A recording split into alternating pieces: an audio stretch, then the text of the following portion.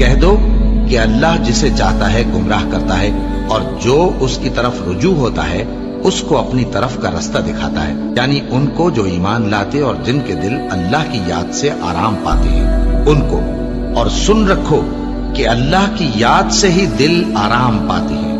جو لوگ ایمان لائے اور عمل نیک کیے ان کے لیے خوشحالی اور عمدہ ٹھکانہ ہے۔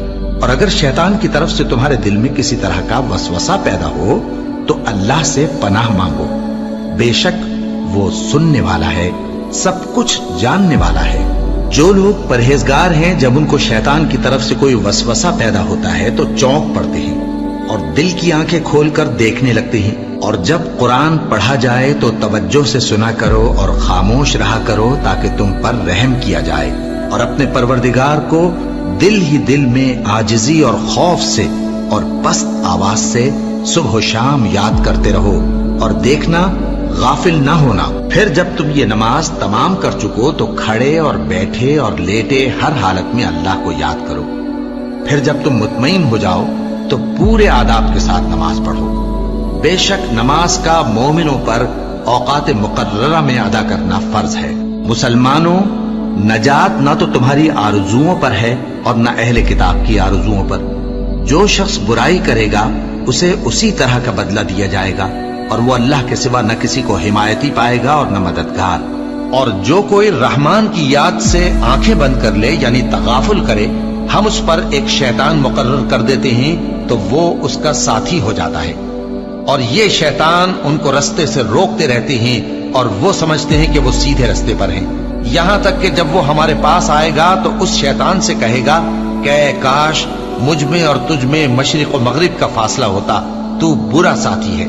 اے اہل ایمان، اللہ کا بہت بہت ذکر کیا کرو اور صبح و شام اس کی پاکی بیان کرتے رہو، وہی تو ہے جو تم پر رحمت بھیجتا ہے اور اس کے فرشتے بھی، تاکہ تم کو اندھیروں سے نکال کر روشنی کی طرف لے جائے۔ اور اللہ مومنوں پر مہربان ہے۔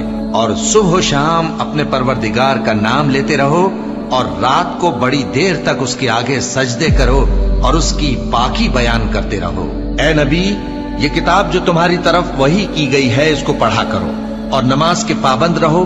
کچھ شک نہیں کہ نماز بے حیائی اور بری باتوں سے روکتی ہے، اور اللہ کا ذکر سب سے بڑا ہے، اور جو کچھ تم کرتے ہو اللہ اسے جانتا ہے۔ مومنو، جو پاکیزہ چیزیں اللہ نے تمہارے لیے حلال کی ہیں ان کو حرام نہ کرو، اور حد سے نہ بڑھو کہ اللہ حد سے بڑھنے والوں کو دوست نہیں رکھتا، اور جو حلال و طیب روزی اللہ نے تم کو دی ہے اسے کھاؤ، اور اللہ سے جس پر ایمان رکھتے ہو ڈرتے رہو۔ ایمان والو، شراب اور جوا اور بت اور پانسے یہ سب ناپاک کام اعمال شیطان سے ہیں، سو ان سے بچتے رہنا تاکہ تم کامیاب ہو جاؤ۔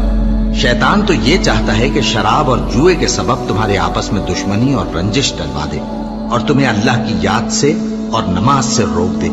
تو کیا تم لوگ ان کاموں سے باز آؤ گے؟ جو شخص نیک اعمال کرے گا، مرد ہو یا عورت، اور وہ مومن بھی ہوگا، تو ہم اس کو دنیا میں پاک زندگی بسر کروائیں گے اور آخرت میں ان کے اعمال کا نہایت اچھا صلہ دیں گے۔ سو جب تم قرآن پڑھنے لگو تو شیطان مردود سے اللہ کی پناہ مانگ لیا کرو۔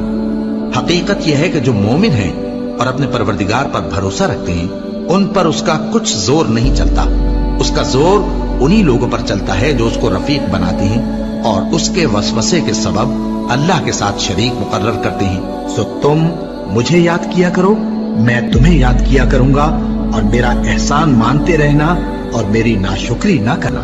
اے ایمان والو، صبر اور نماز سے مدد لیا کرو، بے شک اللہ صبر کرنے والوں کے ساتھ ہے۔ اے اطمینان والی جان، اپنے پروردگار کی طرف لوٹ چل، تو اس سے راضی، وہ تجھ سے راضی، سو تو میرے خاص بندوں میں شامل ہو جا اور میری بہشت میں داخل ہو جا۔